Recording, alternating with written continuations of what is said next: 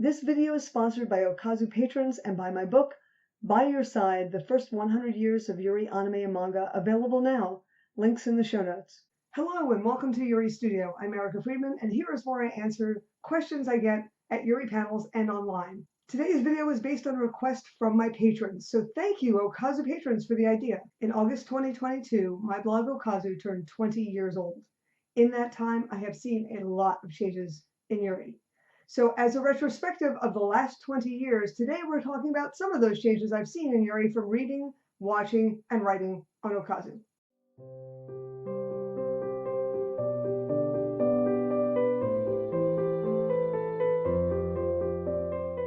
Starting with number 10, Yuri Publishers. In 2002, there were exactly 0 publishers of Yuri manga. I remember shopping in the Book Off in Manhattan and trusting my Yuridar, and which, yes, is a thing, and I'm really good at it, to ping and grab a manga off the shelf, flipping through if it did indeed have any Yuri, and it often did. I'd read Japanese blogs and lists to see what folks were talking about, but mostly I just would go with my intuition. And let me tell you, I found a lot of cool and wacky Yuri that way. Battlebinder Plus, anyone? The biggest publisher of Yuri content in 2002 was Oak Comics, a publisher of series-focused doujinshi collections, often with adult content. Since a lot of series that had female protagonists also had a fair amount of Yuri doujinshi made by fans, Oak was, by default, the biggest publisher of Yuri. Now, only 20 years later, everyone is publishing Yuri, from small LGBTQ-focused presses to massive publishing conglomerates. Almost all of the American manga companies have some Yuri. In both Japan and the West, a few companies have specialized, while some of the medium to large-sized companies just put out a lot of Yuri. Importantly, publishers putting out Yuri means we've seen the creation of Yuri magazines, 2 of which are still going great guns. In 20 years, I've seen a lot of magazines come and go, and the fact that we have a monthly Yuri manga magazine means a lot has changed for the better. If you've only begun to read manga in the last 5 or 10 years, maybe it's not obvious how much Yuri we're getting, but to be blunt, we're getting so much I can no longer keep up with everything in Japanese or even in English. I'm actually able to not read stuff if I don't really think it fits my taste, and I haven't looked at doujinshi collection in years. I wonder if Oak Comics is still cranking them out.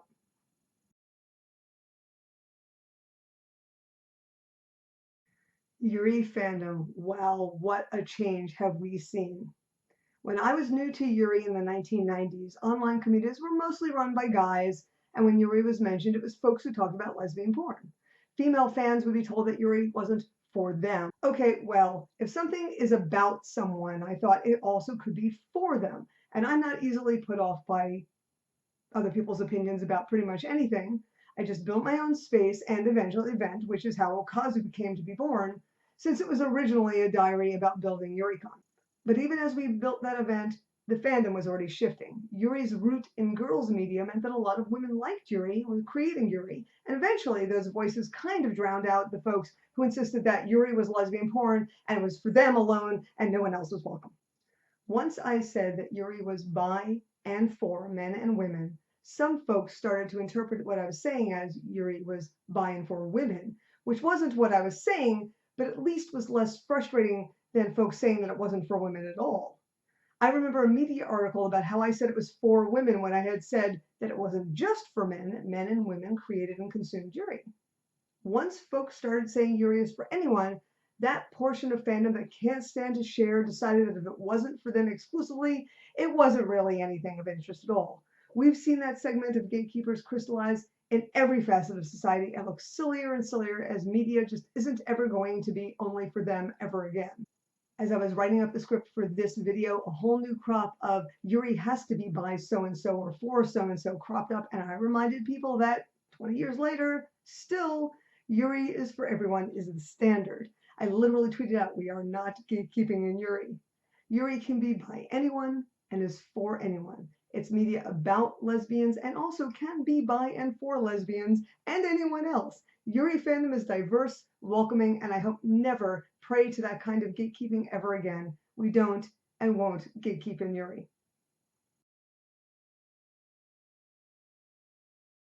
Of all the new tropes, Yuri Weddings might not seem the most impactful, but think about it. Before Yuri Weddings in Yuri manga, the most common trope was separation by marriage or death. Yuri Weddings turned the tide of losing one's love to death or straight marriage as the only form of realistic ending. When Yuri Weddings showed up in manga, there was not as much political will for marriage equality in Japan as there is now. It is well known in media studies that once something is made or shown to be possible, is made visible in media, people start to think about it in real life. We're seeing the spread of partnership certificates in Japan. I have no doubt that we'll see same-sex marriage in my lifetime. It's a movement that can be slowed, but not stopped. If we can imagine a future with joy, we can create it. So why not imagine Yuri Weddings?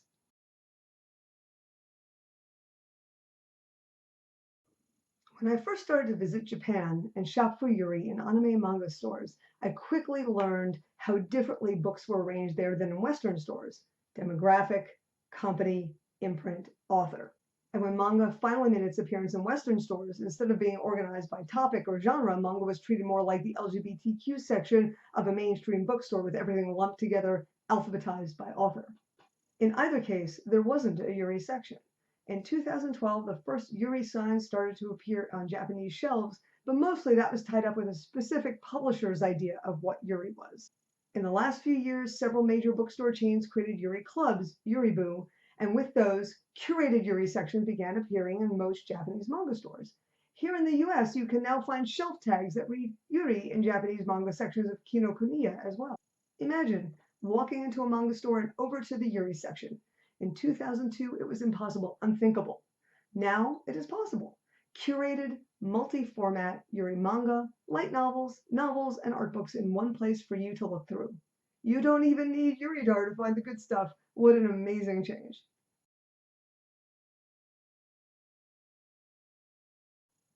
By the beginning of the century, the standard of Yuri was mostly stories of girls in school, which we've talked about in Why Is It Always Schoolgirls in Yuri in Season 1.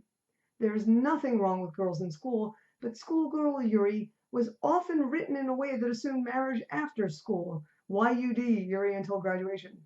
When there was an adult in Yuri, it was an action or a fantasy manga. It was like the idea of adult women in love with one another just never occurred to some folks, or most likely just seemed too gay. So, when adult women in the workplace just started to have affairs with their female bosses, love-hate rivalries, or just feelings for coworkers, it was nice. Look, adult women with adult lives and jobs and family and friends and a lover who is a woman. Wow, like real people. After years of watching 16-year-olds do the lifting for Yuri, it was amazing to see folks all of 26 years old picking up the slack. I joke, but even this is destined to change. As Yuri manga artists get older, so do their characters. I'm reading a manga right now by Schwinn called Hana Monogatari, about two older women who are falling for one another. It's great. I'll put a link to it in the show notes, along with any other series I mentioned.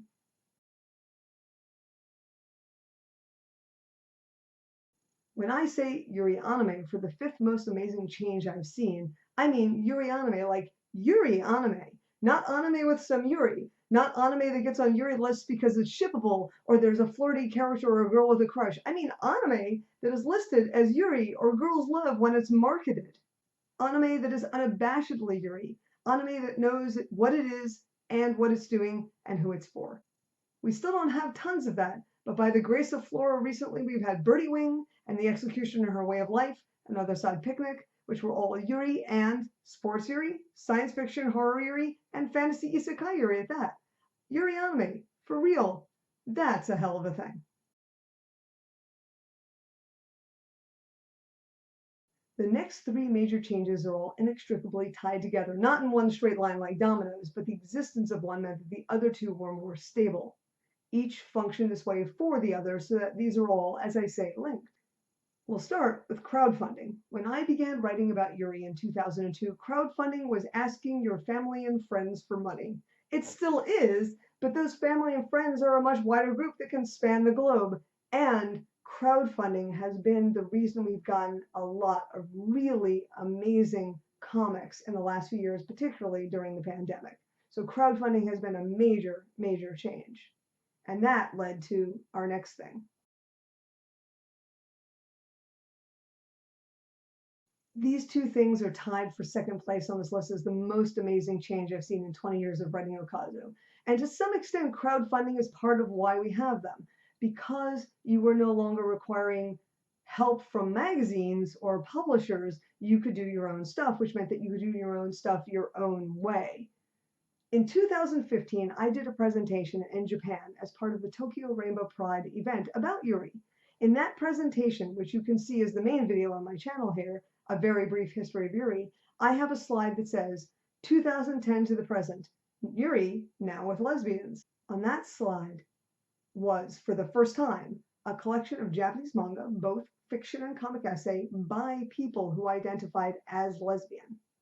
Only 5 years after that, as I did a video for this channel about queer creators in Yuri, creators were coming out even as I was working on the video. Since then, even more creators are self-identifying as queer, and because of crowdfunding, many new creators never have to be in the closet in the first place.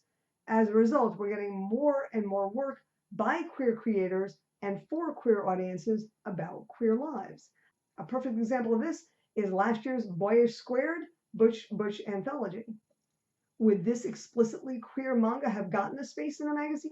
Would a publisher have ever given it a chance? In 2002, those questions would have been important.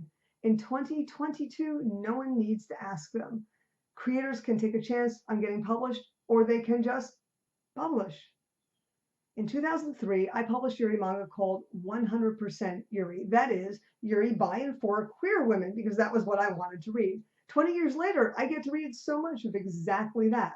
These are some of the absolutely astounding changes that I have seen in the last 20 years, but one small thing stands above the rest.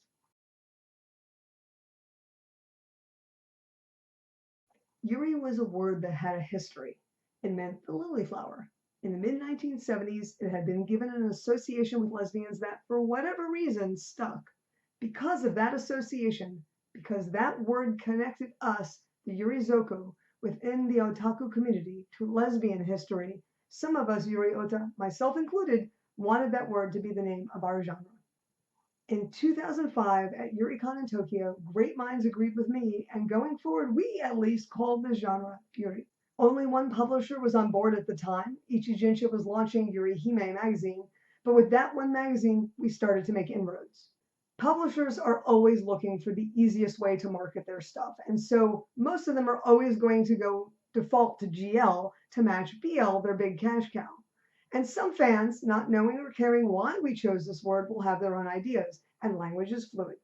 But in 2010, when J-Manga put up a category labeled Yuri on their brand new global manga website, and when in 2012 Toranaana first developed a Yuri section that grew every year, even if the label was just a sheet of paper printed off a computer and taped to the wall, and when I walk into my local Kinokuniya and there is a shelf tag that reads Yuri, and my book on the history of Yuri is featured in the front window of that store, when we speak of Yuri as a genre, that is the most amazing change I have seen in the last 20 years of writing on Okazu.